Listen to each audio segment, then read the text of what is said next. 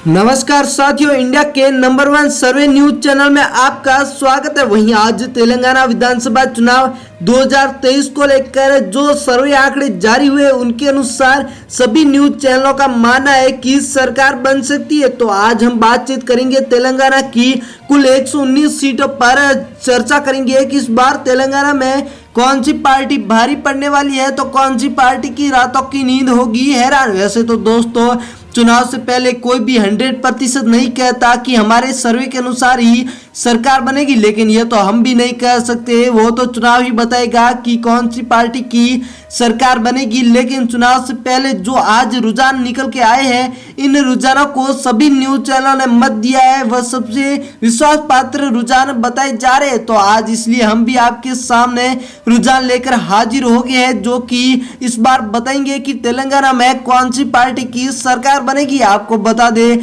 तेलंगाना के साथ में राजस्थान, मध्य प्रदेश व छत्तीसगढ़ के भी इलेक्शन है और 2024 के इलेक्शन, लोकसभा के इलेक्शन भी नजदीक है। ऐसे में लोकसभा के चुनाव के दौरान जब बीजेपी पार्टी को अपनी सरकार बनाने के लिए ये तेलंगाना के इलेक्शन को जीतना बहुत ही ज्यादा महत्वपूर्ण है। तेलंगाना ही नहीं बल्कि राजस्थान, छत्तीसगढ़ व मध्य प्रदेश को भी जीतना बहुत ही ज्यादा महत्वपूर्ण है, क्योंकि इन राज्यों में से सबसे ज्यादा राज्यों में जो पार्टी अपनी सरकार बना लेगी, चाहे वो कांग्रेस हो, बीजेपी हो, 2024 में भी उसी की ही सरकार बनेगी। लेकर चलते हैं सर्वे आंकड़ों की तरफ। मनसेशियल जिला, जिसमें कुल 3 सीट है, तीनों की 3 सीटें बीआरएस पार्टी के खाते में नजर आ रही है सर्वे के मुताबिक। तो अदर पार्टियां जीरो के रुझान पर ही नजर आ रही। बात करें आदिलाबाद की, तो आदिलाबाद में कुल 2 विधानसभा की सीट है, एक कांग्रेस के खाते में, एक बीजेपी के खाते में। तो इस बार बीआरएस व अदर पार्टियां जीरो के रुझान पर ही नजर आ रही है। बात करें अगर सूर्यापेट जिले की, तो कुल 4 विधानसभा की सीट है, जिनमें से बीजेपी पार्टी 2 सीटों पर, कांग्रेस पार्टी 0 पर, बीआरएस पार्टी 2 सीटों पर, तो अदर पार्टियां 0 पर नजर आ रही। कुमारम भीम, जिसमें कुल 2 विधानसभा की सीट है, बीजेपी के खाते में 1 सीट है, वहीं बीआरएस के खाते में 1 सीट है, तो अदर पार्टियां 0 के रुझान पर देखने को मिल रही है। करीमनगर, जिसमें कुल 4 विधानसभा की सीट है, जिनमें से बीजेपी पार्टी के खाते में 1 सीट, कांग्रेस के खाते में 1 सीट, बीआरएस के खाते में 2 सीटें, तो अदर पार्टियां 0 के रुझान पर ही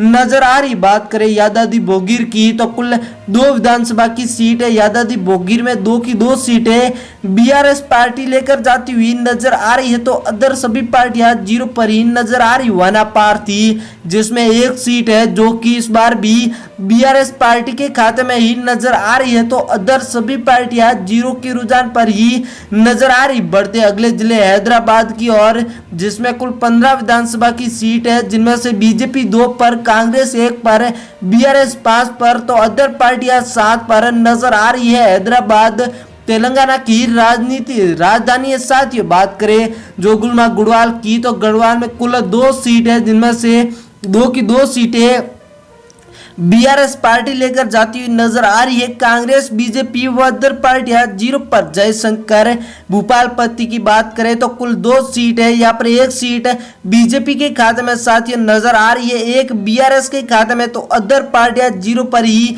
नजर आ रही। निजामाबाद, जिसमें कुल 4 विधानसभा की सीट है, जिनमें से बीजेपी के खाते में 1 सीट, कांग्रेस के खाते में 3 सीटें, बीआरएस के खाते में 2 सीटें, तो अदर पार्टियां 0 पर ही नजर आ रही। महबूब नगरी, जिसमें कुल 5 विधानसभा की सीट है, 1 सीट कांग्रेस लेकर जाती हुई नजर आ रही है, तो 4 की 4 सीटें सर्वे के मुताबिक बीआरएस पार्टी के खाते में जाएगी, अदर पार्टियां 0 पर। बात करें अगर वारमल अर्बन की, तो वारमल अर्बन में 3 सीट है, जिनमें से 1 पर बीजेपी, 2 पर बीआरएस, तो कांग्रेस व अदर पार्टियां 0 के रुझान पर ही नजर आ रही। बात करें अगर निर्मल जिले की, निर्मल जिले में साथियों कुल 3 सीट है, जिनमें से इस बार बीजेपी पार्टी भारी पड़ती हुई 2 सीटों पर, बीआरएस 1 पर, कांग्रेस व अदर पार्टियां 0 पर ही नजर आ रही। बढ़ते अगले जिले रंगारेड्डी की ओर, रंगारेड्डी में कुल 8 सीट है, जिनमें से बीजेपी के खाते में 2 सीटें, तो कांग्रेस के खाते में 1 सीट, बीआरएस के खाते में 5 सीटें, तो अदर पार्टियां 0 के रुझान पर नजर आ रही। बात करें अगर बारदरी की, जिसमें कुल 5 विधानसभा की सीट है, जिनमें से 1 पर बीजेपी, 1 पर कांग्रेस, तो बीआरएस पार्टी 2 सीटों पर परचम लहरा सकती है, तो अदर पार्टियों के खाते में भी 1 सीट का आंकड़ा ही नजर आ रहा है। कम रेडी की बात करें तो कम रेडी में कुल 3 सीट है, जिनमें से साथियों बीजेपी के खाते में कोई सीट नहीं, तो 2 सीटें बीआरएस के खाते में, कांग्रेस के खाते में 1 सीट, तो अदर पार्टियां 0 पर नजर आ रही। जगतियाल जिसमें कुल 3 विधानसभा की सीट है, जिनमें से बीजेपी पार्टी के खाते में 1 सीट, कांग्रेस के खाते में 1 सीट, तो बीआरएस के खाते में भी 1 सीट नजर आ रही है। अदर पार्टियां 0 पर। सिद्दीपेट जिसमें कुल 4 विधानसभा की सीट है, जिनमें से बीजेपी की बात करें तो खाते में 1 सीट है, वहीं कांग्रेस पार्टी के खाते में यहाँ पर कोई सीट नहीं, बीआरएस के खाते में 3, तो अदर पार्टियां 0 पर। रजना सिरसिला जिसमें कुल 2 सीट है, जिनमें से 1 सीट बीजेपी के खाते में नजर आ रही है, 1 सीट बीआरएस के खाते में नजर आ रही है,